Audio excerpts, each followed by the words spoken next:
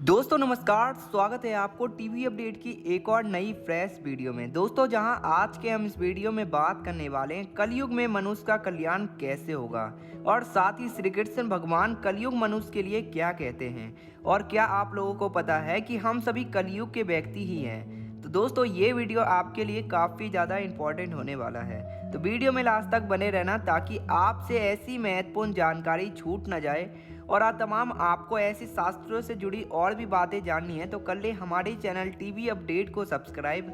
दोस्तों अगर वीडियो पसंद आई तो एक लाइक जरूर करना।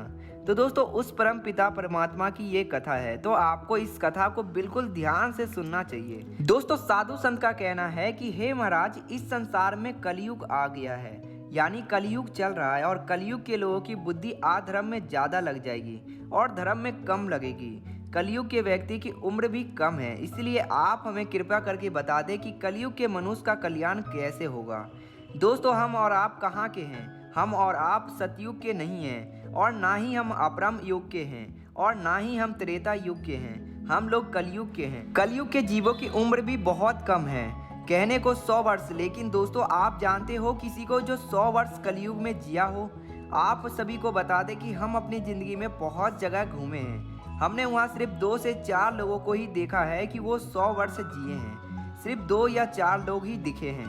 क्या आपने अपने आसपास किसी व्यक्ति को 100 वर्ष जीते हुए देखा है? हम पूरे विश्वास के साथ आपको कह सकते हैं कि सिर्फ आपने 1 या 2 व्यक्ति आदमी को ही देखा होगा जो 100 वर्ष जिए हुए हैं। कहने को है मनुष्य का 100 साल उम्र, लेकिन वो जीता है 60 से 70 वर्ष या फिर 80 वर्ष से। अगर 80 साल भी वो व्यक्ति पार कर लेता है तो फिर वो 90 साल के नीचे तक ही रहता है। एक छोटी सी उम्र में व्यक्ति अपने परिवार को पाले या फिर वो व्यक्ति अपने जीवन का कल्याण करे या फिर मानव जीवन के लक्ष्य को पाए। हे महाराज, कलयुग का व्यक्ति कल्याण कैसे कर सकेगा? ऐसा आप हमें कोई उपाय बताएं। दोस्तों 2 प्रकार के प्रकाश होते हैं। परमात्मा का वो प्रकाश के हमारे तन के बाहर प्रकाश करता है, लेकिन दोस्तों सिर्फ 5 मिनट सोचकर देखना कि तुम्हारे तन के भीतर ज़्यादा अंधेरा है या फिर तुम्हारे तन के बाहर ज़्यादा अंधेरा है। कहाँ सबसे ज़्यादा अंधेरा है, तन के बाहर या फिर तन के भीतर? हम आपको सभी को बता दें कि आज तक किसी भी वैज्ञानिक ने ऐसा मंत्र नहीं बनाया जो हमारे मन के भीतर जाके जल जाए। तो वहीं श्रीमंत्र भागवत गीता जो हमारी सच्ची निष्ठा के साथ इसका सर्व वर्णन कर ले तो उस व्यक्ति के मन में कभी भी अंधेरा नहीं रह सकता। ऐसे प्रकाश है ये भगवान। लेकिन भागवत गीता की फिर एक और बात बता दे कि नींद तब आती है जब पाप ज़्यादा होता है, आलस्य तब आता है जब पाप सबसे ज़्यादा होता है, कथा में मन तब नहीं लगता जब पाप ज़्यादा हो। अगर पाप ज़्यादा हो तो क्या भागवत गीता सुनने का अधिकार नहीं है? महाराज बोले सुनने का अधिकार है, लेकिन आपको अपने मन से लड़ना होगा। फिर बोलते हैं कैसे? जब आपके घर में कोई आपका घर आकर छीन लेता है तो हमें उससे लड़कर ही छीनना होता है ना। ठीक उसी तरह ये पाप हमारे मन को घर समझकर रखा है, तो हमें इसके साथ लड़ना होगा। जब हम इसके साथ लड़ाई कर लेंगे तब फिर श्रीमंत भागवत गीता सुनने के बाद पाप हमारे मन को छोड़कर चला जाएगा। हमारा मन निर्मल हो जाएगा, पवित्र हो जाएगा और इस मन में पवित्र उस परमात्मा का वास हो जाएगा। दोस्तों वहीं दूसरी तरफ क्या आप लोगों को पता है कि हमारे धर्म में कुल 18 पुराण हैं। इसमें शिव पुराण एक ऐसा पुराण है जिसमें मनुष्य जीवन को सुखद बनाने के लिए कई सारे मंत्र बताए गए हैं। शिव पुराण माता पार्वती और भगवान शिव के सोमवार के बारे में भी बताया गया है। शिव पुराण में 5 ऐसे पापों का वर्णन मिलता है जो मनुष्य जाने अनजाने में करता है और उसका दंड भुगतना पड़ता है। शिव पुराण के अनुसार मनुष्य को ऐसा पाप भूल से भी नहीं करना चाहिए। इन्हीं कारणों से भगवान शिव की आपके ऊपर से कृपा नहीं होती और यही वजह है कि लोग जाने अनजाने में ऐसे पाप कर जाते हैं और शिव जी की कृपा से वंचित रह जाते हैं। दोस्तों कलयुग में धर्म का सिर्फ 1/4 शिव शेष बचा है, इसीलिए मनुष्य पाप करता है। लेकिन अगर आप भगवान में आस्था रखकर धर्म के पथ पर पूरी निष्ठा से चलते हैं तो निरंकाल ईश्वर को आप जल्द ही पा सकते हैं। इसके लिए आपको पाप रही मनुष्य बनना होगा।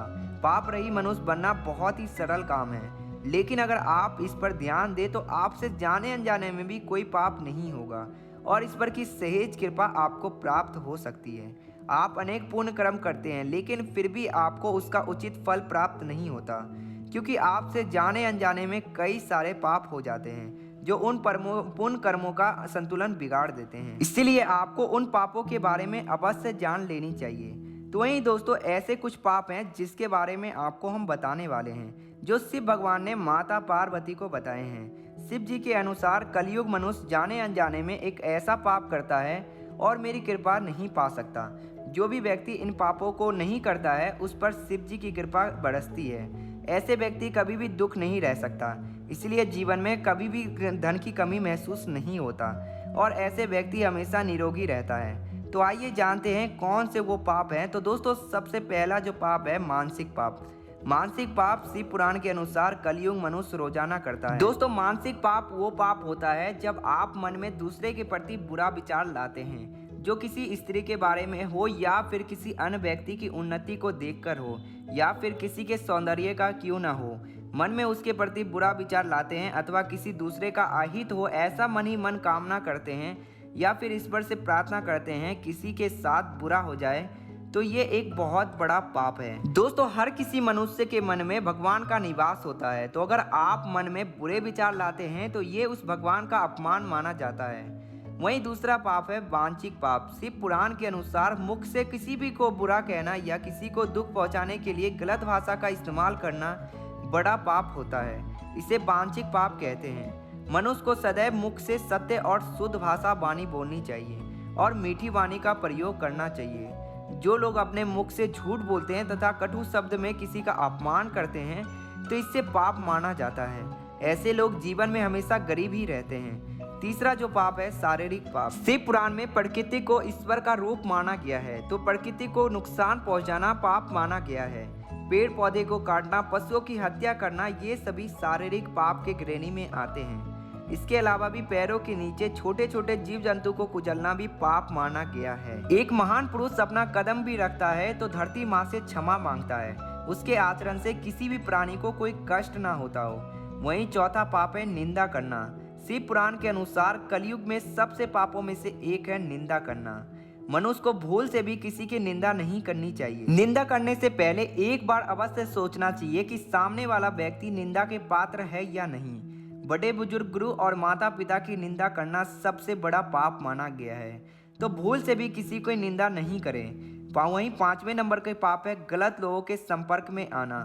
शिव जी के अनुसार चोरी करना, हत्या करना पाप है। साथ ही इन लोगों के संपर्क में आना, इन लोगों को शरण देना, अवश्य इनकी किसी भी कार्य में सहायता करना, ये सब पाप है।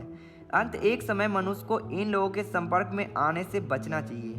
तो दोस्तों ये थे वो 5 पाप जो किसी भी मनुष्य को ये जाने अनजाने में नहीं करना चाहिए। इसलिए ऐसे पापों को आपको ध्यान रखना चाहिए और आगे से इन पापों को आपको बिल्कुल से बिल्कुल ध्यान रखना चाहिए। तो दोस्तों आपको ये वीडियो कैसी लगी हमें कमेंट बॉक्स में ज़रूर बताना। इसी के साथ अगर आप हमारे टीवी चैनल पर नए हो तो हमारे चैनल को सब्सक्राइब कर बेल आइकन को भी दबा लेना, ताकि आपको ऐसी शास्त्रों से जुड़ी बातें मिले सबसे पहले। दोस्तों अगर वीडियो पसंद आए तो लाइक ज़रूर करना।